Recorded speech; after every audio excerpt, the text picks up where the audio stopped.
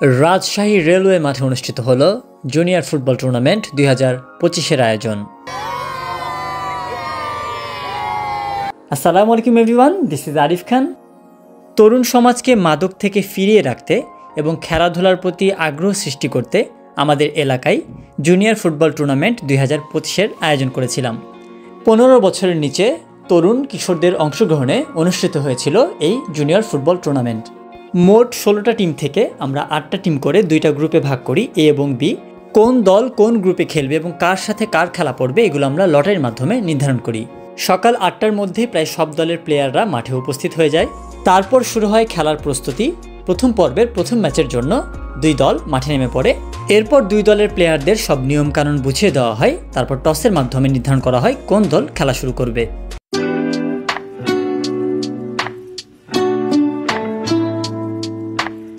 যেহেতু নকআউট পর্বের খেলা, তাই কোনো দল গোল না করতে পারায় পেনাল্টির মাধ্যমে বিজয় নির্বাচন করা হয়। এরপর প্রথম রাউন্ড এবং দ্বিতীয় রাউন্ডের খেলা শেষে সেমিফাইনালে ওঠে 4টি দল। সেমিফাইনাল থেকে 2টি দল বিজয়ের মাধ্যমে ফাইনালে ওঠে।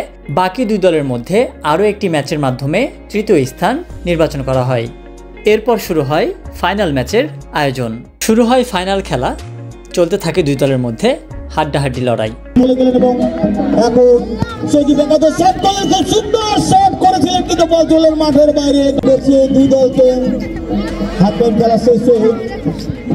ফাইনাল খেলা তো কেউ কাউকে গোল দিতে না পারায় পেনাল্টির মাধ্যমে চ্যাম্পিয়ন টিম নির্বাচন করা হয়। এরপর শুরু হয় পুরস্কার বিতরণী অনুষ্ঠান। আগত অতিথিবৃন্দদের ফুল দিয়ে বরণ করে নেওয়া হয়। তার জন্য অনেক অনেক ধন্যবাদ। রেফারির দায়িত্ব পালন করেছে হেলাল স্বাধীন। সবার প্রতি আমি প্রথমেই সালাম জানাই, আসসালামু আলাইকুম। চ্যাম্পিয়ন এবং রানার আপ টিমের সকল প্লেয়ারকে মেডেল দেওয়া হয়। সেই সাথে man of the match, man of the series, তৃতীয় স্থান, রানার আপ এবং চ্যাম্পিয়ন টিমের হাতে ট্রফি তুলে দেওয়া হয়।